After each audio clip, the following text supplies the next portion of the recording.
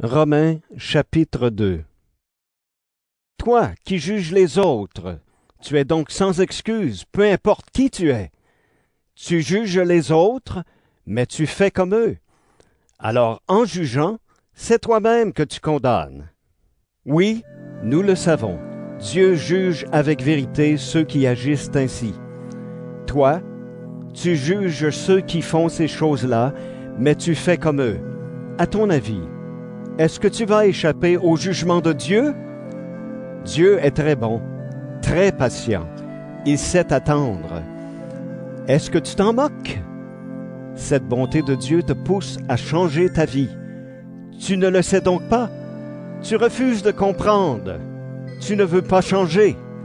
C'est pourquoi tu prépares contre toi une grande colère pour le jour de la colère. Ce jour-là, Dieu va montrer qu'il juge les gens avec justice. Il récompensera chacun selon ses actes. Ceux qui cherchent toujours à faire le bien pour obtenir la gloire, l'honneur et la vie qui ne finit pas, à ceux-là, Dieu donnera de vivre avec lui pour toujours. Ceux qui se révoltent contre lui, qui n'obéissent pas à la vérité, mais qui se laissent diriger par ce qui est mauvais, à ceux-là, Dieu montrera son immense colère. Le malheur et la peur frapperont tous ceux qui font le mal, les Juifs d'abord, les autres ensuite.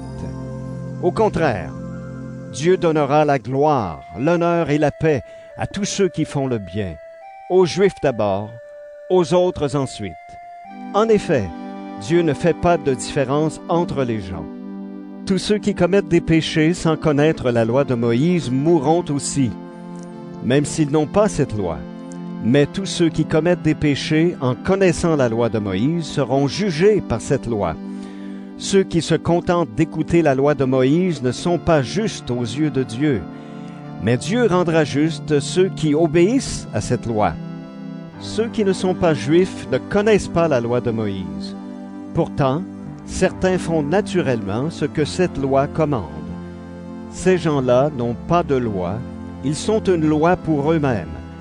Par là, ils montrent une chose. Les actes que la loi demande sont écrits dans leur cœur.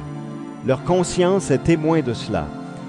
Et le fait qu'ils sont capables tantôt de s'accuser de leurs fautes, tantôt de se défendre, le prouve également. On le verra bien le jour du jugement. Selon la bonne nouvelle que j'annonce, ce jour-là, Dieu jugera par Jésus-Christ tout ce qui est caché dans la vie des gens. Quoi qu'il porte le nom de Juif, tu t'appuies sur la loi et tu es fier de ton Dieu. Tu connais sa volonté, et avec l'aide de la loi, tu es capable de choisir ce qui est bien. Tu es sûr d'être le guide des aveugles, la lumière de ceux qui sont dans la nuit, le professeur des ignorants, le maître des petits. Oui, tu es sûr que la loi te présente parfaitement la connaissance et la vérité. Eh bien, toi qui enseignes les autres, tu ne t'enseignes pas toi-même. Tu recommandes de ne pas voler, mais tu voles.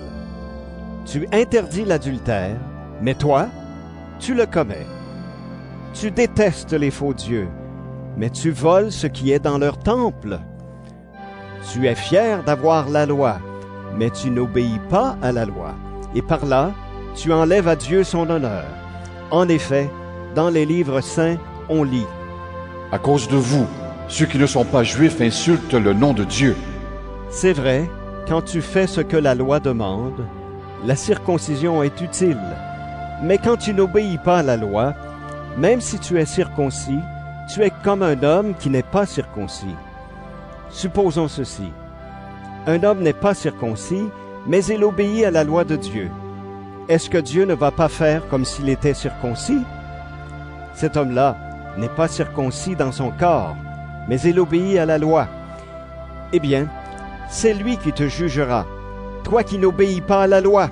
Et pourtant, tu as la loi écrite et la circoncision. Non, le vrai juif, ce n'est pas celui qui se conduit extérieurement comme un juif.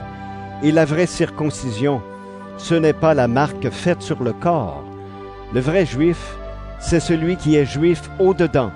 Et la vraie circoncision, c'est celle du cœur. Elle vient de l'Esprit de Dieu, et non de la loi écrite. Le vrai juif ne reçoit pas sa louange des gens, il la reçoit de Dieu.